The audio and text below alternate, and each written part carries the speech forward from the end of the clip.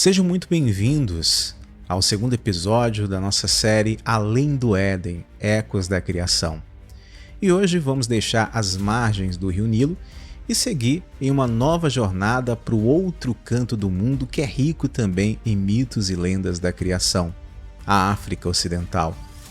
Povos ancestrais dessa região conceberam uma tapeçaria mítica incrivelmente rica e complexa, na qual a natureza e o sobrenatural dançam juntos no ritmo do universo.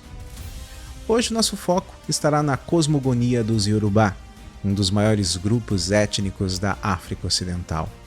Em uma terra onde a história é tecida com mitos e lendas, encontramos um dos mais antigos e respeitados espíritos, Iroko, a divindade reverenciada na forma de uma árvore gigante, a qual ressoa com os ecos da criação poderosa.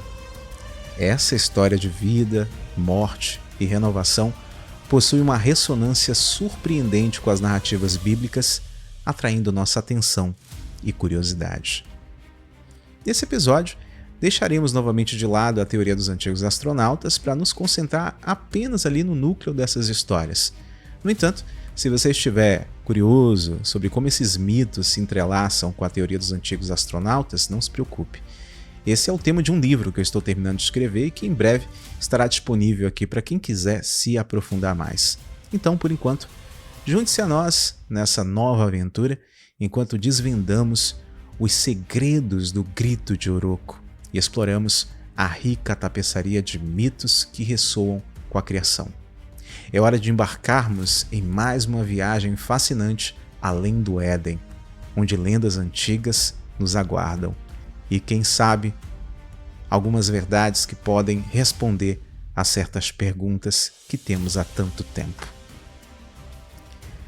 Enquanto eu solto a vinheta, você já deixa o seu like, já deixa seu comentário para ajudar no engajamento, manda o link do vídeo para pelo menos um amigo e, se é novo por aqui, se inscreve e ativa o sininho. Preparado para mais uma aventura? Então respira fundo, porque essa é de tirar o fôlego.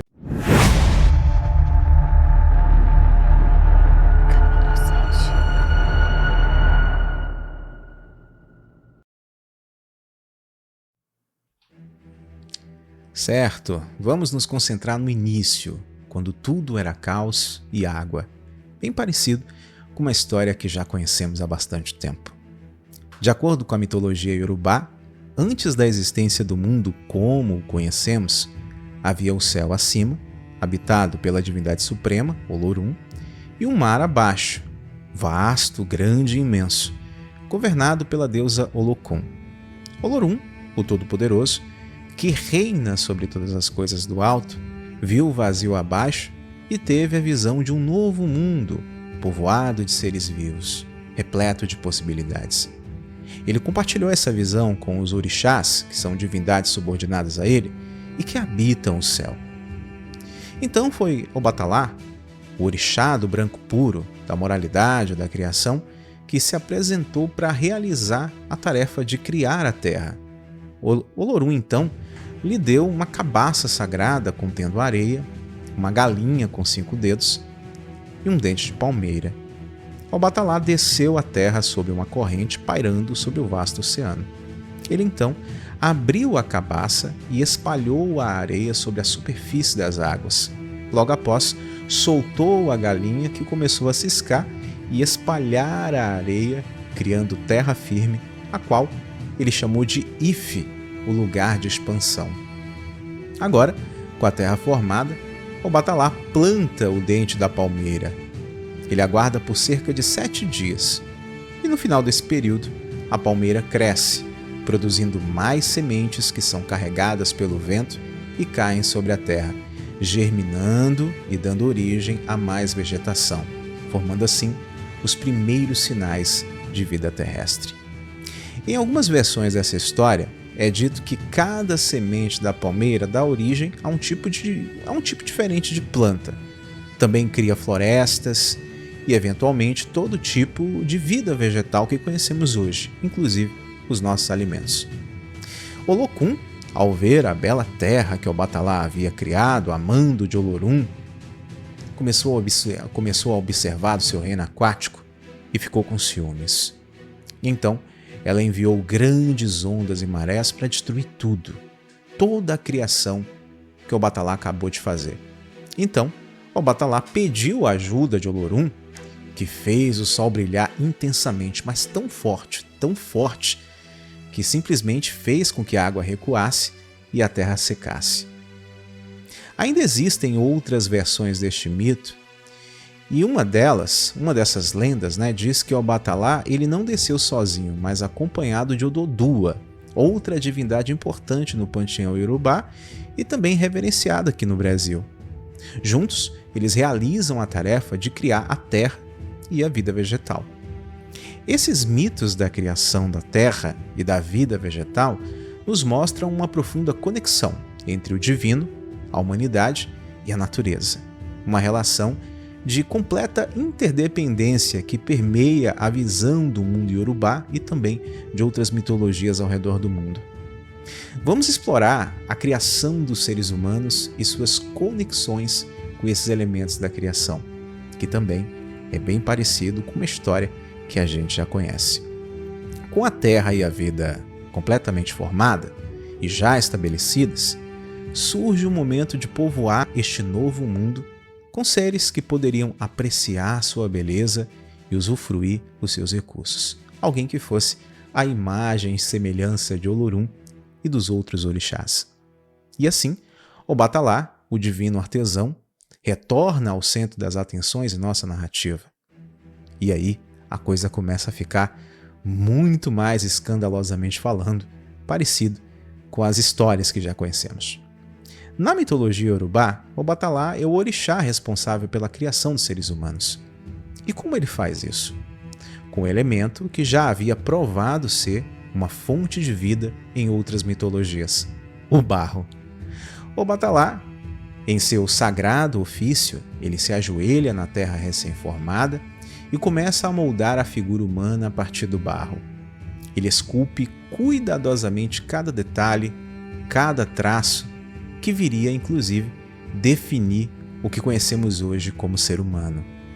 Obatalá, então, dá vida a essas figuras de barro, soprando nelas o hálito vital.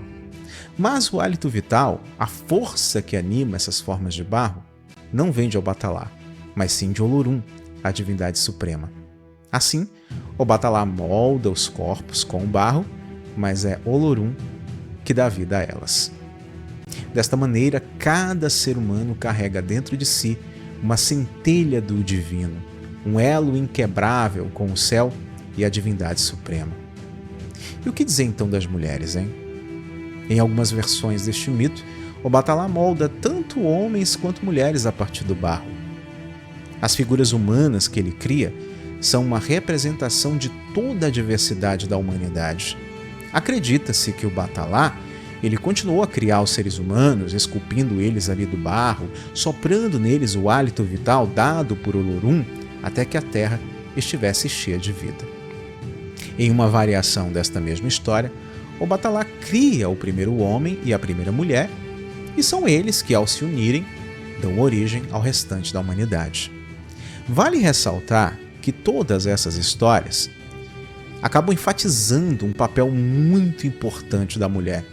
Ela é vista como uma portadora da vida, uma criadora natural em seu próprio direito, complementando ali o homem na tarefa do dia a dia e também na missão dada de encher o mundo com mais vida.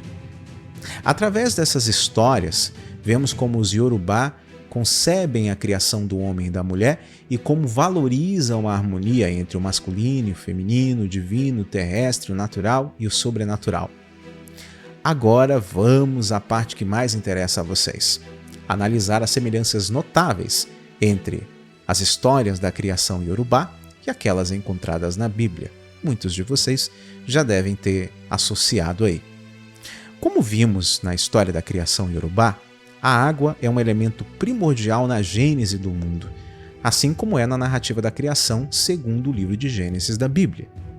Esta poderosa imagem de um vasto oceano, um abismo de caos e potencial, é encontrada em muitas outras tradições da criação ao redor do mundo. A água é vista como um símbolo de possibilidade infinita, onde tudo pode surgir. E no livro de Gênesis, nós lemos: a terra era sem forma e vazia, e havia trevas sobre a face das águas, e o Espírito de Deus pairava sobre a face das águas. Assim como Olorum olhava para o vazio e o caos e vê possibilidade de um mundo novo, o Deus da Bíblia está presente neste abismo aquático, pronto para dar forma ao vazio e trazer luz para as trevas. A criação da terra firme também tem paralelos fascinantes entre a mitologia iorubá e a narrativa bíblica. O Batalá, ele desce do céu, espalha areia sobre as águas e cria a terra, enquanto na Bíblia Deus separa as águas para poder criar a terra seca. Ambos os atos são fundamentais para o desenvolvimento subsequente da vida no planeta. Além disso, na criação do homem e da mulher, vemos uma conexão mais profunda ainda entre a narrativa iorubá e o relato bíblico. Ambos descrevem o ser humano como sendo moldado a partir do barro. O Batalá, em sua função de escultor divino, molda a forma humana do barro da mesma forma como Deus, na tradição bíblica, molda Adão do pó da terra. A infusão da vida nessas formas também carrega ecos muito semelhantes que chega a assustar. A infusão é o sopro vital, o sopro da vida. O Batalá, ele pode moldar a forma humana, mas é Olorum, a divindade suprema, quem fornece o hálito vital, a força que anima a forma de barro e transforma um objeto de barro em um ser vivo, em uma alma vivente. De maneira similar, na Bíblia, Deus molda Adão do pó da terra e então sopra em suas narinas o chamado fôlego de vida. Estes paralelos fascinantes nos levam a questionar: essas semelhanças indicam uma verdade universal sobre nossas origens, revelada de maneiras ligeiramente diferentes para cada cultura, ou é a prova de uma troca cultural entre povos antigos que moldaram essas histórias para se ajustarem ali às suas próprias visões de mundo, aos seus conceitos e afins?